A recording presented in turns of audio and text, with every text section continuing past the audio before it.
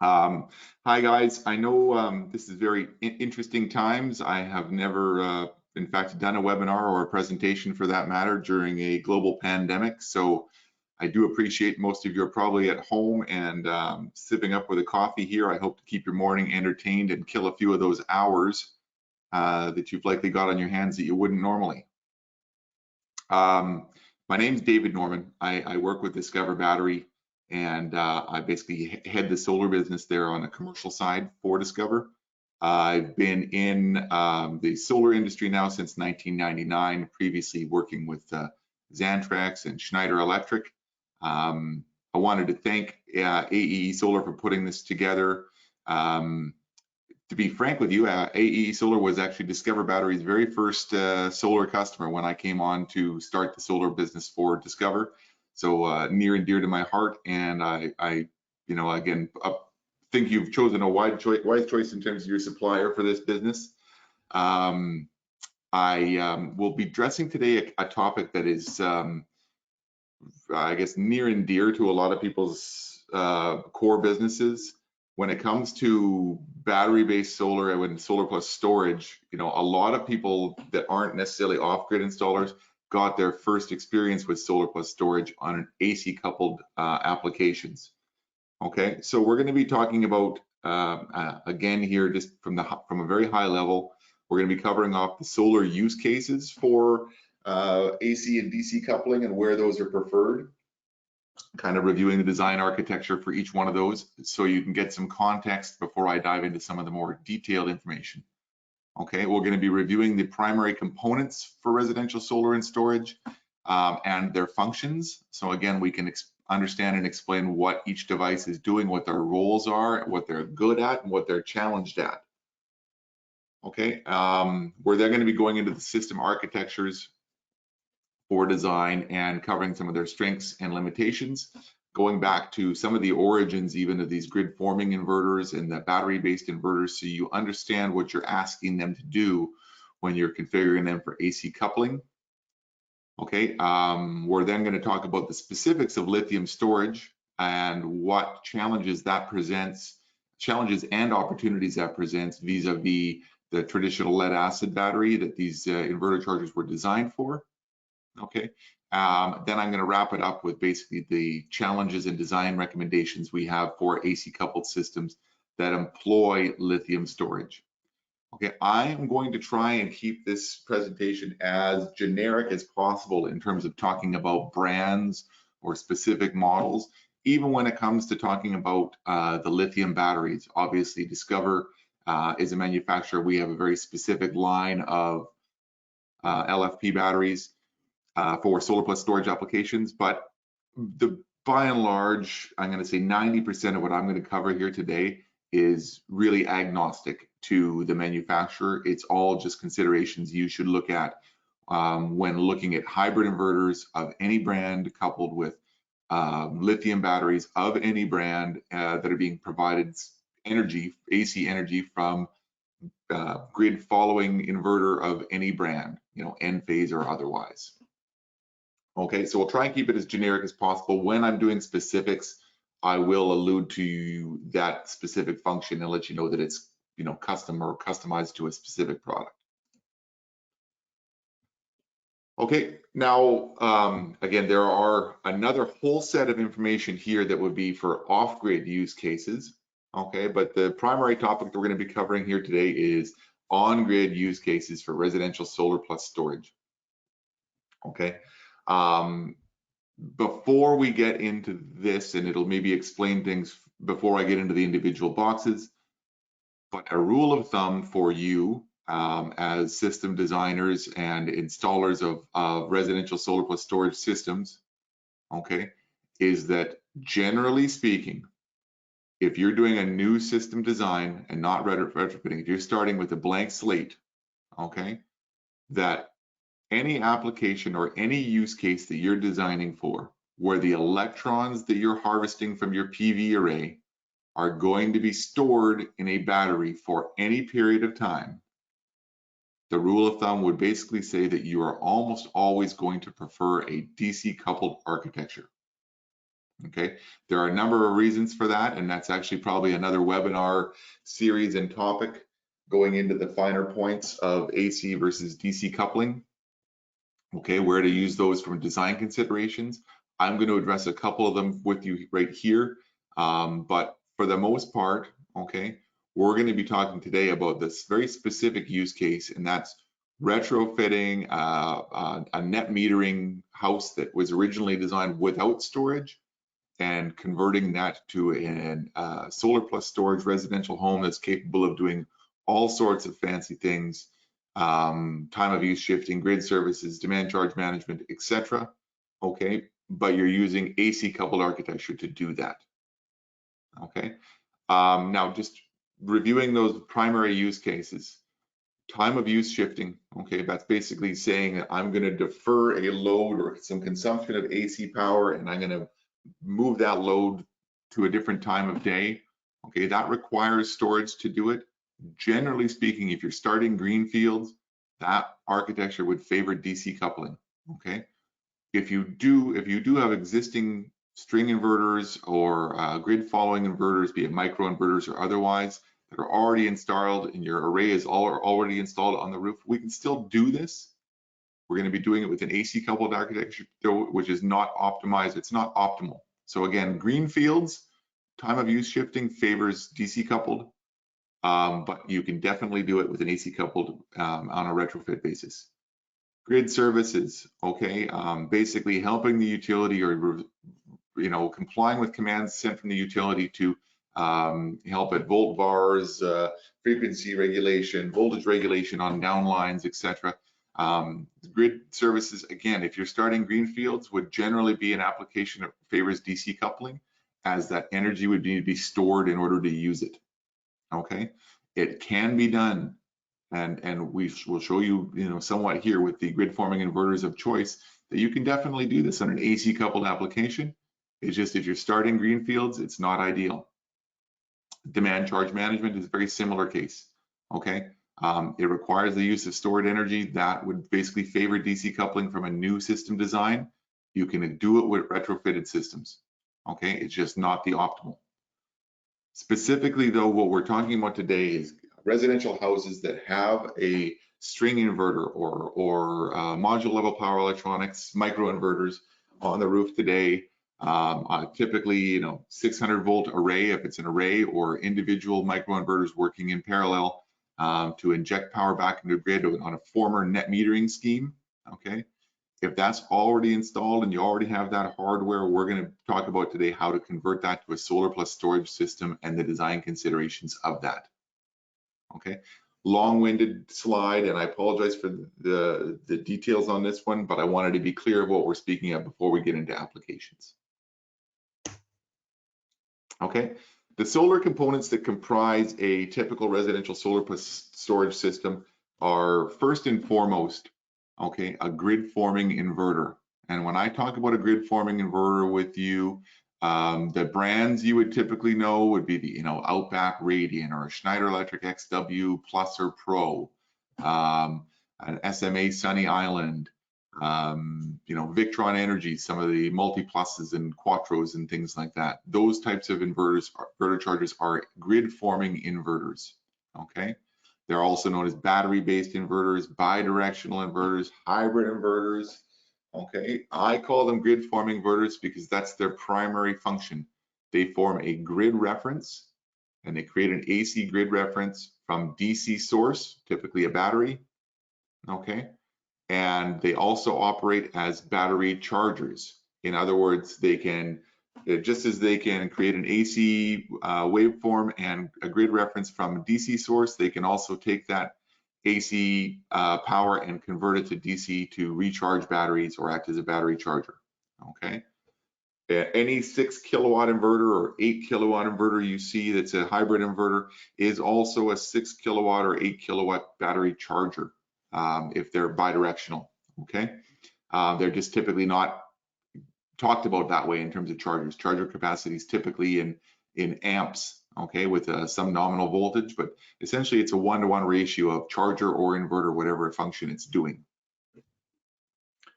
A grid following inverter, Okay, and this is important when you start denoting this stuff. A grid following inverter, be that a string inverter or a micro inverter, okay, needs and absolutely must have a grid reference. Okay, they're a current source only. If they don't have a voltage reference, then they don't produce power. Okay, this is why they're called a grid following inverter. Okay, a lot of this stems back to the primary function that they have, and that's, injecting. There we go. I lost audio for a sec. Injecting power to the grid on a direct basis. That was their function in order to protect line workers and be safe and things. They all had anti-islanding capabilities, and that's typically done. Well, it's done in a lot of different ways, but typically today it's done on frequency response. Okay, that's a technology that SMA pioneered back in the, I want to say, mid 90s. But essentially what they're doing there is their sole purpose is to produce AC power and inject it on a grid. Okay, they're a current source only. They're not a voltage source. They might have an off-grid mode. Some of these are capable of running in a kind of loosening up their anti-islanding restrictions and the like. But for our cases, we're going to talk about these in their on-grid mode, which is very steep curves when it responds to frequency shift. Okay, both of these inverter types, as they are grid connecting, the grid forming inverter and the grid following inverter, it's very important for you as installers and specifiers of components to understand that to pull a permit and get someone to sign off on a permit for a residential application, you're going to need to have an inverter on either one of these sides that carries the UL 1741 at minimum, but most states these days are going towards 1741 with the SA standard. Okay, that's not so obvious. People don't talk about standards enough, in my opinion, in this business, but that's something you should consider. Okay, the next component we're going to talk about is a charge controller, and we're only talking about this briefly because we're going to be going into the differences of AC and DC coupling. But a charge controller is a DC to DC converter, okay, whether that's for a 600 volt string to a 48 volt battery, 150 volt string to a 24 volt battery or 48 volt battery, it doesn't really matter. It's a DC to DC converter. Okay, it runs on the DC bus. It is not limited by the capability of the grid forming inverter. It's completely independent of that. And it's designed for one thing and one thing only, and that's converting high voltage PV power to a regulated charge voltage output to recharge batteries. Okay, it's got one job to do, and it does it very well. Okay, they're also significantly less expensive and $1 cost per kilowatt than grid following inverters or grid forming inverters. Okay, and finally we get to the battery. We'll either talk about generic, typical traditional lead acid batteries here, or lithium. In our case, the lithium battery will be denoted by the D on that. Okay, that's just essentially a gas tank for electrons. It's a DC energy storage source. Okay, commonly used lead acid chemistries, you'll see those in AGM formats, OPZV formats, or flat plate, even deep cycle marine batteries are used in a lot of off-grid cases. Okay, they're typically in solar applications, they're 48 volts. Okay, and that's what you're going to see almost exclusively in mature residential storage applications. And just as we talked about standards there for those, on a lithium battery used in a stationary application, if you want to get a permit and have an inspector sign off on that, that battery's got to carry UL 1973 or a combination of UL 1973 and UL 9540, which is a system approval. Okay, and that's the way you're going to get your permits and your inspectors to sign off on the job. Okay, it's important when you look at that, because I will tell you there are lithium batteries in the market from various other sources that have not gone through the rigor of that requirement. They're carrying cell specs for UL only, and it's not a battery spec. What you got to be looking for there and asking your suppliers for, whoever that is UL 1973. Okay, so there's your basic overview on the components. Now we're going to talk about how those are used in the system. So in a DC coupled system, the basics and what you'd probably see with this, and you'll start to see why this is preferred. But essentially you have a PV array that is producing electrons DC on a DC bus. It's going to a DC-DC converter going directly to that battery, and then those electrons in that DC source is being converted by the grid forming inverter to either sell back to the grid or send back electrons on an AC bus to the household loads. Okay. Important thing to note there is that the AC output of that grid forming inverter is going one way and one way only. Okay, it's converting from DC power to AC power by the inverter functions. Okay, it's going to go on to that output of the inverter, and it's go toward household loads in response to those loads and what they're drawing. Okay, but the energy is going one way and one way only. When we go to an AC coupled topology, okay, you're then looking at your PV array going in from DC, call it 600 volts, to a string inverter or a micro inverter on a module level, and it is basically producing an AC output that's responding to the grid reference set by the hybrid inverter. Okay, that the hybrid inverter with the V over top of it. You now have the current reference inverter producing power and putting it onto the AC bus. Okay, this is one wiring configuration. There are others, but we're going to just here for the sake of simplicity, we'll look at it this way. The AC power that grid following inverter or micro inverter or string inverter is putting out onto that local AC bus is essentially a negative load. Okay, it can be used by the household loads. Okay, it is following the grid reference set by the grid forming inverter. And any excess power that is created from that string inverter or micro inverters, that basically grid following inverter system, is either consumed by loads locally or it's backfed now to the inverter charger to be used as either a source of power for charging or furthermore to sell back to the grid directly through the hybrid inverter. But the important thing to denote and to distinguish here is that in an AC coupled environment with a grid forming inverter, you have power going out of and back into the output circuitry of the grid forming inverter. Okay, that's orders of magnitude more complex for that grid forming inverter to handle. Okay, so getting back to that, and I'll just quickly give you a reference here again. Oh, where am I going here? Thank you. Okay, on this slide again, I can't give this enough importance. Okay, when you're AC coupling, you are asking that grid forming inverter to do a hell of a lot of work. Okay, it is now really taxed to the utmost of its design, and in a lot of cases with the hybrid inverters you'll be used to working with, they were never designed originally to do this. Okay, this wasn't part of their original MRD. Most of the inverter platforms you'll find, other than the exception, which is the SMA Sunny Island, were never designed to do AC coupling properly the way that they would sit in the same depth of detail that they would handle power going to a battery from an AC source on the input side. Okay. Now, here are some of the challenges that it would pose to them. You have a Discover or a battery bank now. Again, these hybrid inverters were originally designed to work with lead acid batteries, all of them. Okay, every one of the grid forming inverters, the Radians, the XW Pluses, the Sunny Islands, the Victrons, they were all originally designed with the assumption that their DC storage source was a lead acid battery.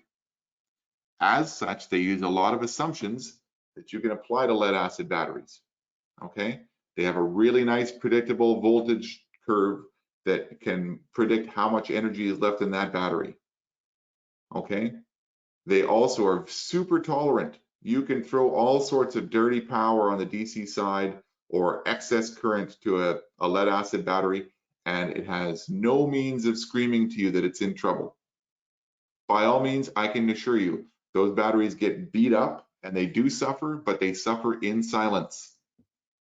Okay, when you look at the, aging or the, what kills a lead acid battery, it's a lot of the things that that you'll find would be the same things that would ruin a lithium battery, except that lithium batteries are designed to protect themselves and have the smarts and the circuitry to do that. Lead acid batteries would last way longer in the field if they were designed with the same tolerances that you need to employ with lithium batteries. They just don't talk. You don't hear it from them. Okay, they are suffering in silence every day. But they are very flexible to work with and they're not demanding. Lithium batteries, although they have the same basic tenets in terms of what keeps them happy and how they need to be recharged and the like, they have a few characteristics that are a super challenge for hybrid inverters.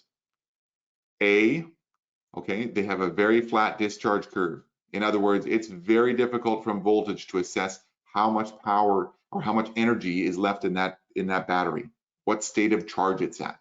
Okay, you see a very flat discharge curve there on the left-hand side graph.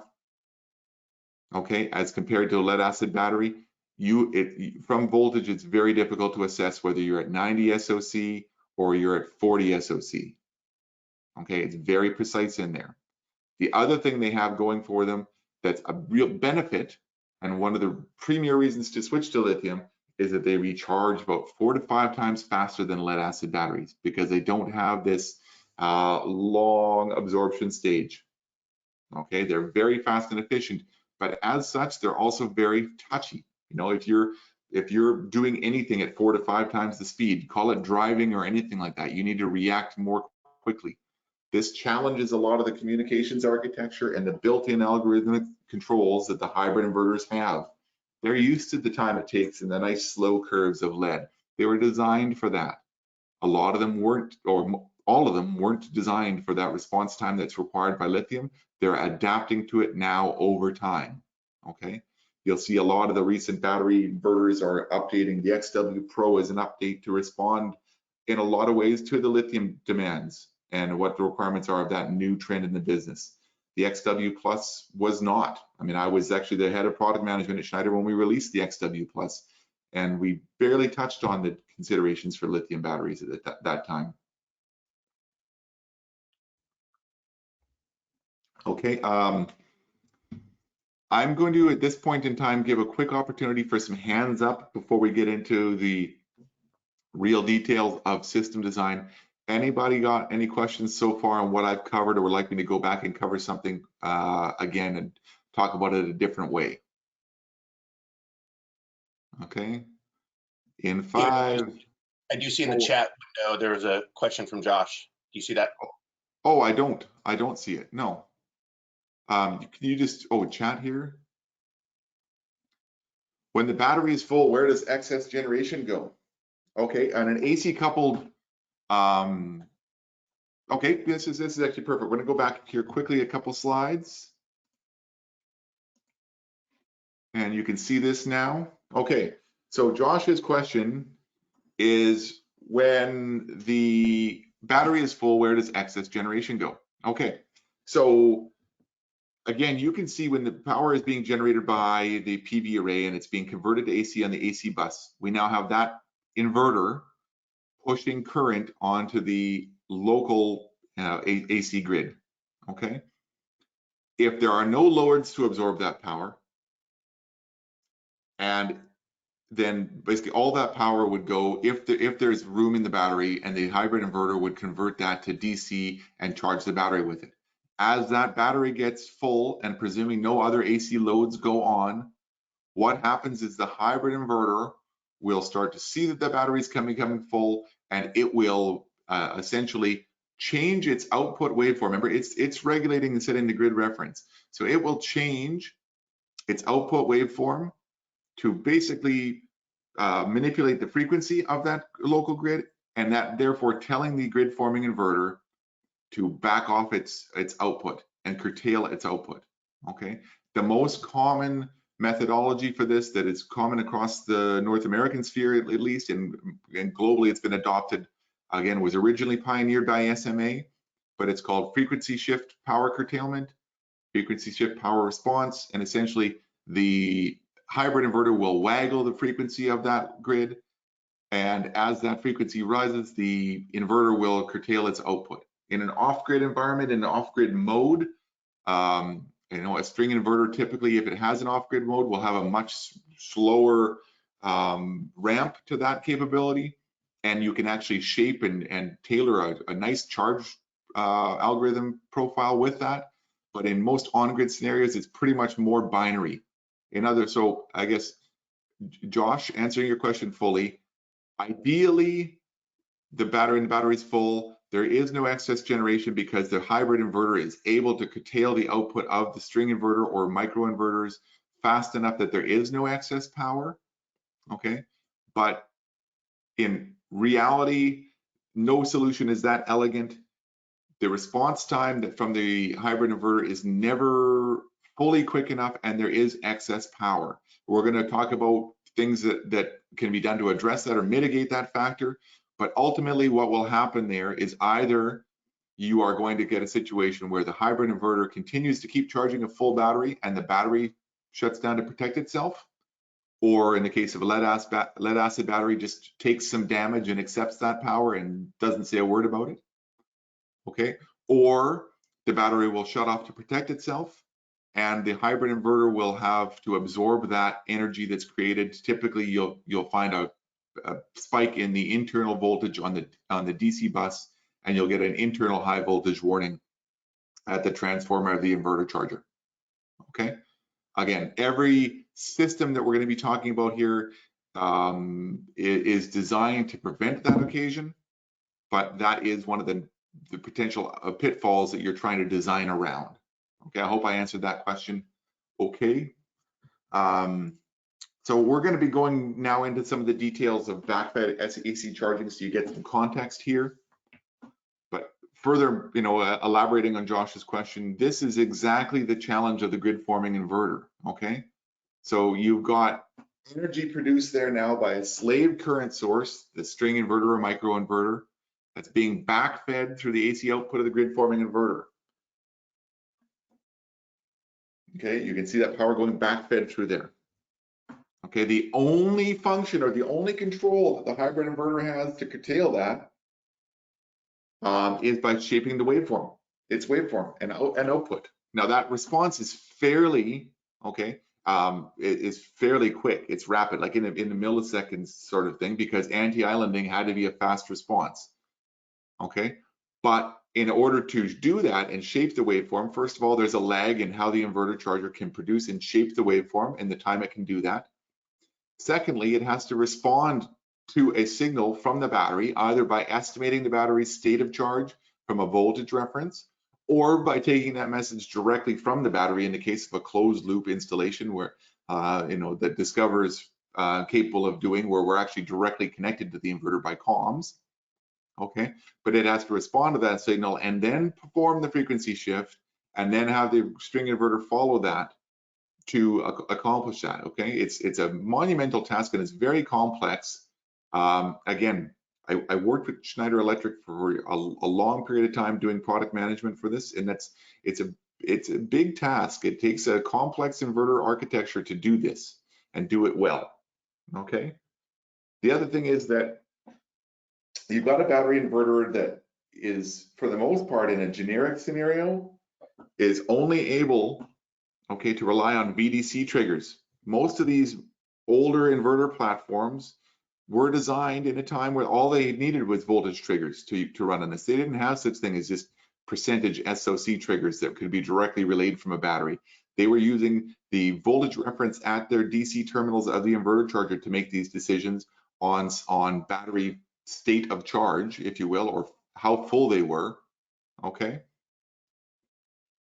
And again, unlike lead batteries that can absorb these current spikes and are tolerant of taking these back feeds and high voltage spikes and current spikes and things, lithium batteries do not. They have an electronic BMS on top that's sole purpose is to protect themselves from these types of things so they can protect the cells down below, which is the cost of that battery.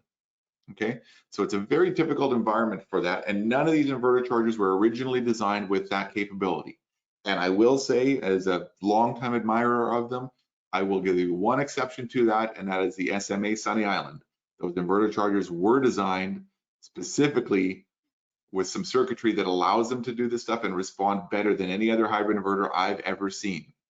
Okay, and we've torn these things down. I know how they're built and how they differ from the others, but SMA did SMA type work, and they designed an awesome inverter charger that's capable of that. Okay, but there's a big challenge there, and you're talking about regulating power flows into a battery from an application and a source that they were never designed originally to do. Okay, now to help those inverter chargers and to soften the blow for them, you can do something that is incredibly helpful, and that is to basically take these 3 steps, these next 3 steps I'm going to go with you and review with you to help them out as much as you possibly can. Okay, the first thing you can do is to avoid the knee-jerk reaction to the high price of lithium storage relative to lead batteries, and that's the knee-jerk reaction is to always, get the smallest possible kilowatt-hour capacity system and design for a dollar spec rather than for a performance spec on your system. Okay, there are definitely batteries that handle more current than others. I mean, that's one of the things that Discover prides itself on, is our ability to handle high current. Okay, and to do that. But even our batteries, you can get by with a tighter spec on a DC coupled architecture than you can on an AC coupled architecture. Whereas typically, we could, on a minimal system, we could do a 1 battery to 1 inverter size because we can handle the charging source from, we're able to handle the charge current and the surge current from most of these hybrid inverters on a single battery. Even we would prefer multiple batteries on an AC coupled architecture just to build some buffer. And the analogy I want you to internalize here is, again, you're the hybrid inverter and you're talking about a charging source that's no different there than you and you're pumping gas at a gas station. And you can well imagine, okay, that when you're trying to fill a teacup, you have to be much more sensitive on the trigger and have much more, diligence on that trigger than you would if you were filling a tanker truck. Okay, where you can just essentially just sit and hold that for a long time, and the top off is, really gradual as opposed to instantaneous. Okay, the bigger you can make that tank that you're filling, the more buffer you've got. Okay, and conceptually, the more time you have or the more room you have to play with, the more time you're giving that hybrid inverter to respond to signals that it's becoming full or filling. And remember, okay, if you want to continue this metaphor further, the gas pump you have in your hand is roughly 4 times faster, or producing 4 times more the volume, or accepting the more times volume on a lithium battery than it is on lead, because it's filling 4 times faster than on a lead battery bank. Okay, you don't have this gradual absorption stage, long absorption stage that you'd find that's really gradual and tapered over time with a lead battery. With a lithium battery, you're essentially bulk, float. Okay, and for that end, again, it is more sensitive. The second concept that you could take into consideration here is that you can help the battery inverter out a lot by trying to refine your sources or your choices of lead acid or lithium batteries, pardon me, to batteries that have the capability of direct communication with that hybrid inverter. Okay, in Discover's world, we call this functionality link. It's also referred to as closed loop communication. Okay, but essentially, other than just giving the hybrid inverter the ability to get a sense of the battery's state of charge from a voltage reference at its DC terminals, okay, we're also broadcasting the direct state of charge information from the battery BMS to the hybrid inverter's communications architecture, okay, on an instantaneous basis by CAN communications. In most cases, it can be done by Modbus TCP/IP as well. Okay, but Discover has the ability to directly speak with Schneider inverter chargers, SMA Sunny Islands, Victron inverter chargers, Studer, and soon within the week actually, Solarc inverter chargers. Okay, that direct communication is essentially just more accurate information in a more timely basis. okay? And we're giving a real state of charge other than some just voltage reference that's an approximation of state of charge. The batteries are telling the inverter directly where they're at. So the inverter can have some advanced notice and make those things like frequency shift happen on an SOC trigger rather than on an approximate voltage signal, okay? It buys the inverter more time and allows it to respond in a more elegant fashion, okay? The third thing you can do for yourselves is to look and really take a look at the hybrid inverter chargers you want to use, okay? We talked earlier about hybrid inverter chargers and the regulatory standards that are required there, okay? I can tell you that in orders of magnitude, the complexity of responding to the UL 1741 SA standard as opposed to the previous UL 1741 standard would virtually assure you that the grid forming inverter you're using is sophisticated. Okay, if you're using an inverter charger that complies with the most current standards and the most forward-thinking standards, typically it's one that will also have the other features that you'll need for an elegant AC coupled architecture. Okay, most of those new platforms, and this would be a Skybox, this would be your XW Pro inverter chargers, okay, those are going to use internally, they're going to use SOC triggers rather than voltage triggers, and that basically goes hand in hand with compliance with lithium battery platforms, okay? Voltage is no longer an acceptable reference to establish what kind of capacity you have remaining in a battery, either on the negative side when it's going close to being empty or on the full side as it's becoming recharged. SOC from the battery is an important metric that's replacing voltage-based triggers, okay? The second these will allow for is you typically to be able to actuate some kind of a relay that can be used to either disconnect the charge source and disconnect the string inverters or micro inverters from that backfeed source instantaneously, thereby preventing any backfeed that can cause damage to the battery or the inverter chargers or cause a nuisance trip or fault, okay? Or the other option is, as we talked about it, as a negative load.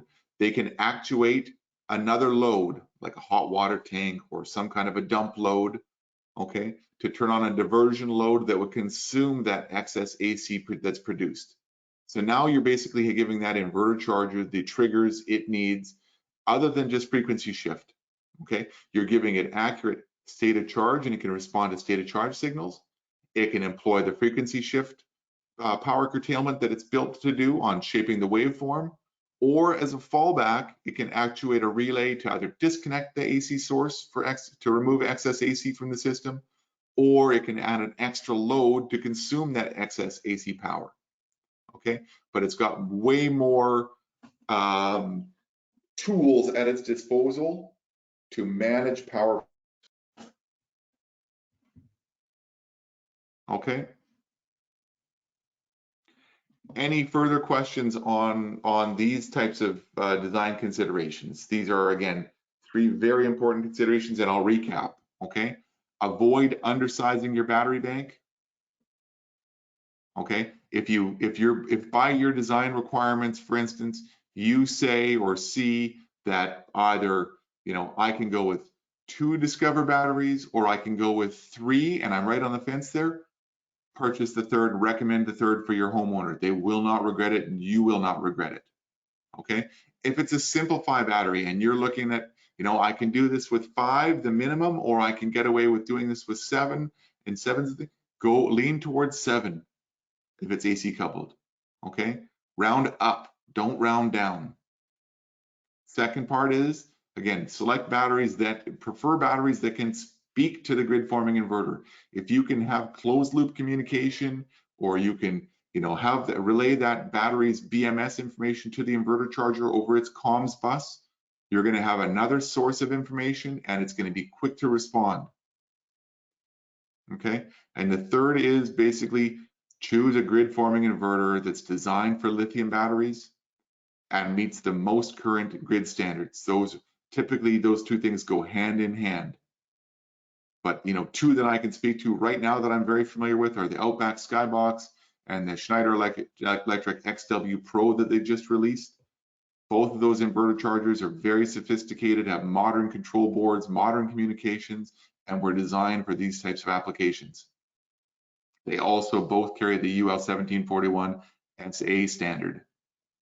I also believe that Victron Energy is going to be compliant with that soon, and we meet the standards with them. I'm not sure whether AEE carries them or not. That's just another reference for you.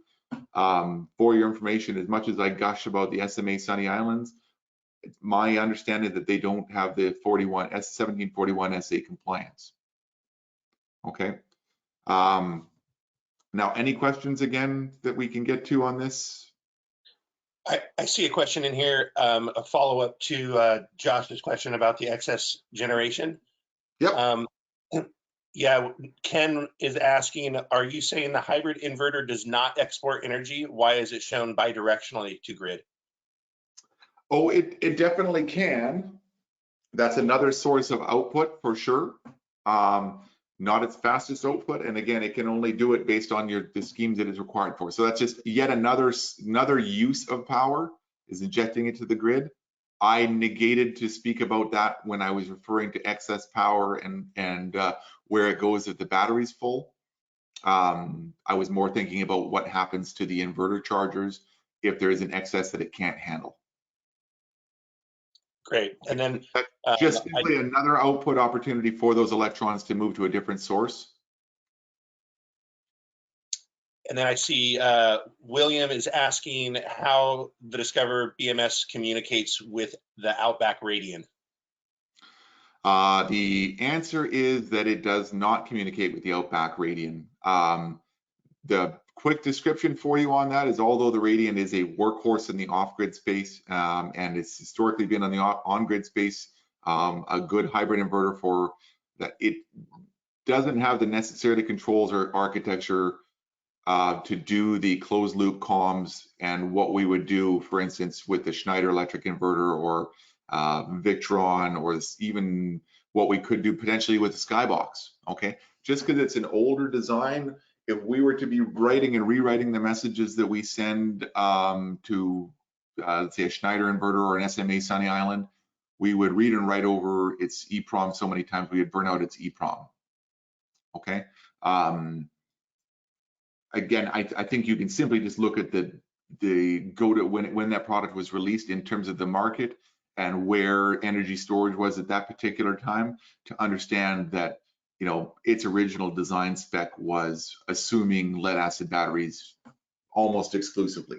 Probably everything they've done since then is to, adapt with what they've got on that. I can't speak to their, on the product management side.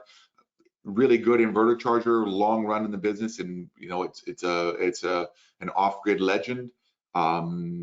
I think by releasing their Skybox, it's a pretty good indication of that's the direction that Outback is seeing the business going in residential solar plus storage.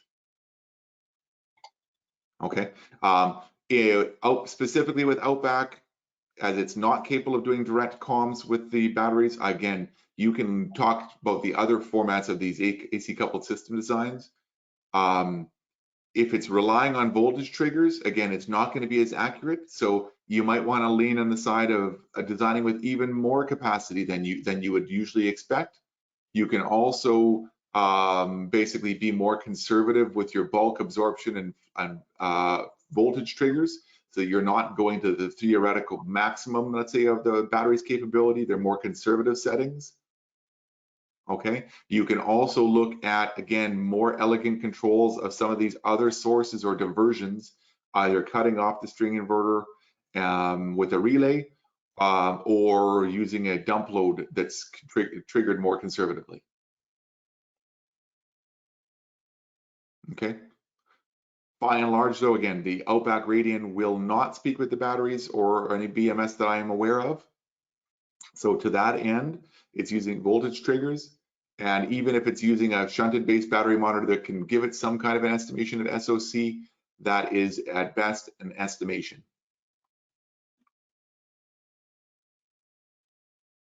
Okay. I'm going to go, we have one specific use case here that I'm going to go for. I know, go through with you just to talk about some of the challenges and things that can be solved with, you know, modern architectures, and some of the stuff that's recently been released on the marketplace that we're excited about working with. The use case I'm going to jump onto specifically here is an AC coupled use case using Discover's new XW Pro. Okay, it's also employing its new gateway device with our Discover AES batteries.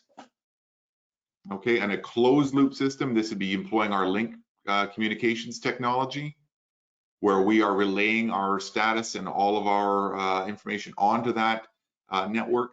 And I will explain to you one feature right now that we call internally Rapid Charge.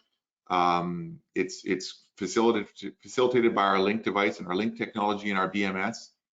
But I want to let you know that, you know, other than just reporting information over the communications bus of an XW Plus or Pro or Gateway device, okay, we're not just providing information over that network. In a lot of cases, what we are actually doing is becoming the master whenever there's a charge source. So whenever you plug in a charge source to an XW Plus or Pro inverter charger, we become the master, our batteries become the master, and they become a CCCV slave responding to signals from our BMS that allows us, our batteries, to optimally tailor the charge algorithm on a dynamic basis based on information we're getting from our cell block. Okay, so in perfect conditions, when the batteries are cool, when the cells are all balanced, when the charge current, when the cells are, the batteries are all basically balanced, what we can do is we can be very aggressive with our voltage settings and recharge the batteries much faster and much more aggressively than we would on a static setting. Okay, as those batteries heat up or the cells start to spread or other indications we get from the health of our battery inside that stack, we will become, you know, more conservative in that charge, and we'll dictate that the inverter chargers put out a more conservative charge voltage. Okay, we call that dynamic charging. And in a lot of cases, when we're talking about, you know, recharging from a virtually dead battery, the net benefit to the homeowner, although lithium batteries are generally 4 to 5 times faster than lead, we can be another 25% faster than a static lead-acid or lithium battery charging profile, and typically get 25% improved recharge time, lithium to lithium. Okay, so even with our batteries, if they're in open loop and the same batteries are taken off and compared to a batteries that are charged from empty in a closed loop environment, we'll recharge the closed loop batteries 25% faster because we can dynamically recharge the batteries and therefore be more aggressive.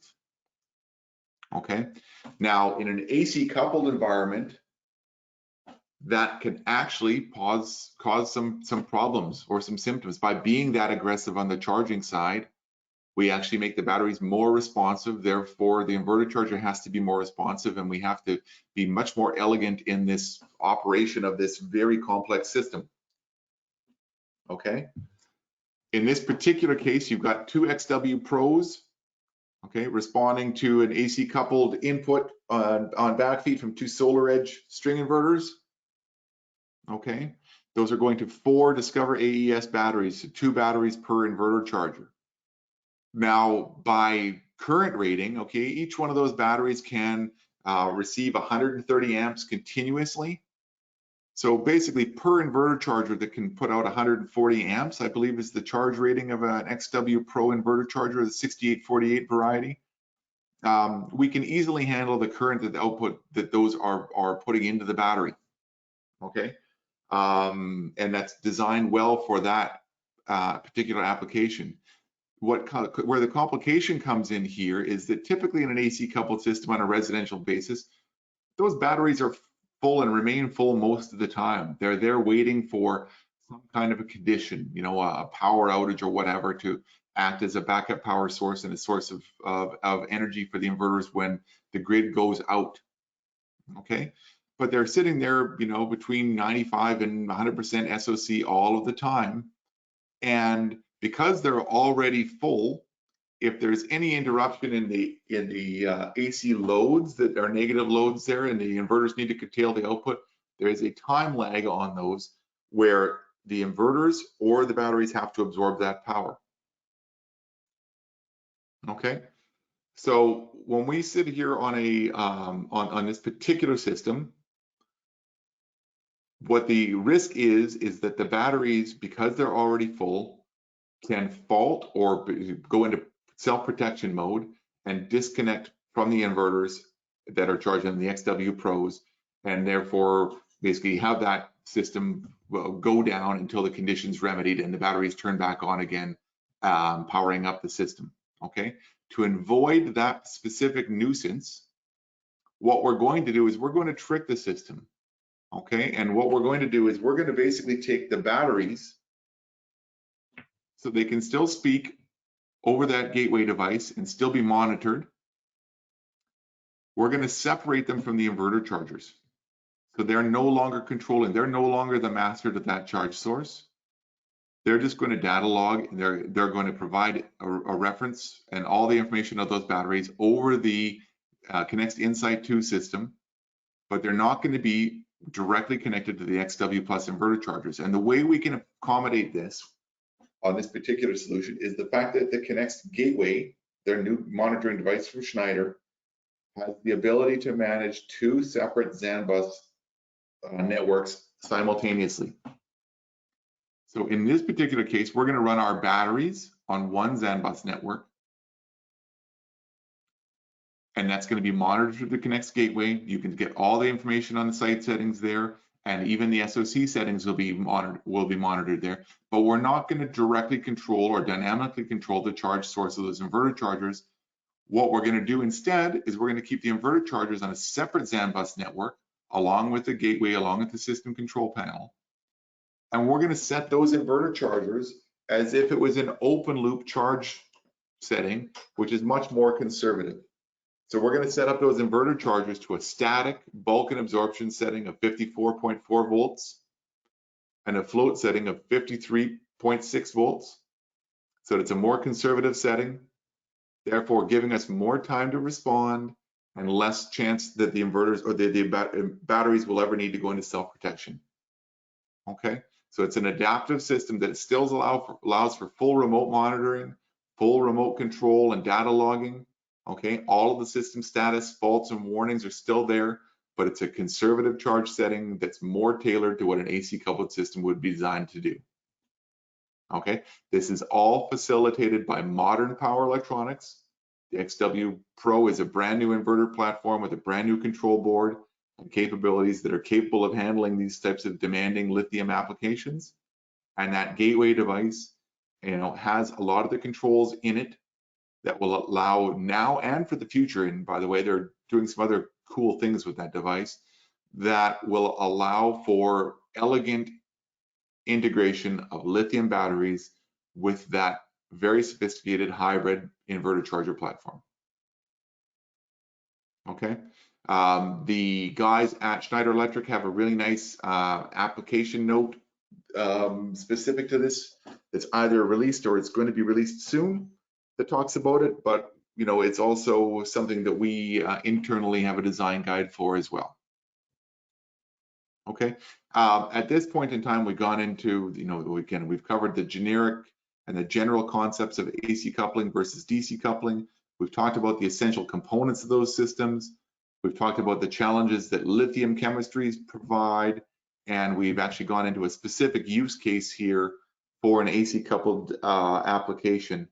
Are there any other questions from the field? I see we still have 39 people on that we can take the next few minutes to address. Any questions on Discover as a company? Any questions on Discover batteries and their capabilities?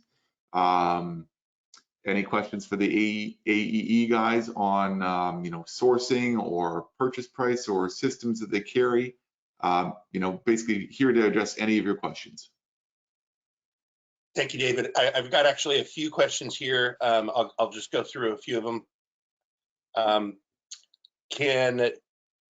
Do you see Discover batteries compatible with SolarEdge anytime soon? Inherently, no. Solar Edge would be the batteries that they would work with would be high voltage batteries. And the way I would, let me just go by saying Discover's mandate and where we want to play long term is we want to be the best possible battery for microgrid, off-grid, and whole home backup power systems. Okay. In these particular cases, these AC coupled systems are designed to basically take a home in the event of a PG&E blackout or otherwise, and ostensibly act as an off-grid home in a lot of these applications too. The Solar Edge plus storage type of platform, they're using LG Chem commonly as a high voltage battery. It would be much more similar to, and if you want to do a direct comparison to, what a Tesla Powerwall is doing. Okay, those are very good at providing limited application use cases, and they're very good at doing those. But for doing things like whole home backup power, they really are not well-designed systems for that. Their primary use case that they're serving and servicing there is this time of use shifting, demand charge management, or grid services. Okay, they are not designed for off-grid applications or extended blackout, which is essentially an off-grid application for residential solar plus storage. We're not going to be chasing that functionality. One of the reasons we use our cells, the LFP cells, is they're designed for really rapid recharge and really high cycle life and things. NMC cells are what's employed by most of those other on-grid high voltage batteries, and they're really good for what they do, but they have a very limited use case. Okay, there's a $5 answer to your 25-cent question. I hope I didn't overburden that, but answer in the short area is no. We're not going to be doing residential high voltage batteries. Great. Here's another one from Glenn. Will the separation of batteries and inverters into two network buses with the gateway also work on the XW Plus series of inverters? I think that's more, this is a question for your sales application engineer at Schneider Electric, of which I can give you some names, but I would suggest that is, given what I know of those platforms, it is more a function of the monitoring device you have. In other words, it's a function of the gateway, as opposed to the old COM-box that was the predecessor to that, and not the inverter chargers. There are some things inherent to the XW Pro that are not the capabilities of the XW Plus, and the XW Pro is much more capable of using SOC triggers for status than just voltage-based references that the XW Plus would be. The XW Plus, from what I understand from the Schneider Electric group, is more geared to being an off-grid inverter charger from this point in time forward, whereas the XW Pro would be their on-grid platform of the future. But that specific function of splitting the network up is enabled by the Conext Gateway, as opposed to the old COM-box, which you would have needed 3 COM-boxes to accomplish that, a master and 2 slaves. Excellent. I've got another one here coming in from Clark. In cold environments, what BMS capabilities do you have to heat the battery above 40 degrees? In cold environments, the I guess best design consideration for you is, because the grid forming inverters don't like cold either. Okay, it's tough on a number of environments. The first and best solution is always install and design a room that is insulated and relies on the internal heating sources to be air conditioned such that it is within the operating ranges of the devices. If that is not feasible or capable of doing it, you can also employ basics. There are battery mats, there are concrete forming mats that are designed to by enthalpy and basically direct heat transfer heat from a pad that is run on a DC source to maintain an internal temperature within that cell block that is acceptable operating range. Okay, there are a lot of commercial off-the-shelf battery mats that are used. One of the things, though, that I've investigated personally and looked into that I would like to explore more of is the concrete forming mats that they use for curing concrete in cold weather environments when they do a pour there. The reason I would look to those mats is, first of all, they can be done in a lot of different sizes. So you could do a whole battery array with a single mat. And secondly, the efficiency that they've got is really impressive. So, you know, again, you're talking about a solar system or a system running off diesel in these cases. Efficiency matters, right? Conservation of electrons matters. There's a bunch of commercial off-the-shelf sources of those, and you can use DC sources for those mats. Again, though, preference is a good insulated room and rely on the off heating from those, you know, 93% efficient hybrid inverters.